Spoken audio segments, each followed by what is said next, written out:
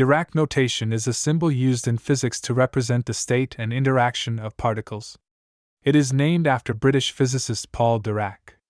There are two types of Dirac notation, bra and ket, which are the splitting of the word bracket.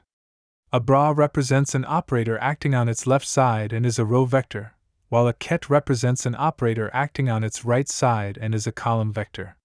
The dagger symbol represents the transpose conjugate, where the conjugate is needed because all matrix elements in quantum computing are complex numbers. The outer product of Dirac notation corresponds to the outer product of vectors, which can be expanded according to the definition of the outer product of vectors. The inner product of Dirac notation corresponds to the inner product of vectors, which can be expanded according to the definition of the inner product of vectors. The lengths of vectors v and w can be defined using the inner product of the vectors with themselves. The outer product of vectors, also known as the tensor product, is a mathematical operation that takes two vectors and produces a matrix. The outer product of two vectors is defined as the matrix whose elements are the products of the corresponding elements of the two vectors.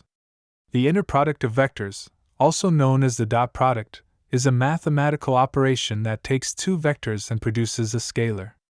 The inner product of two vectors is defined as the sum of the products of the corresponding elements of the two vectors. Geometrically, the dot product measures the cosine of the angle between two vectors, and can be used to determine whether two vectors are parallel, orthogonal, or at an angle to each other.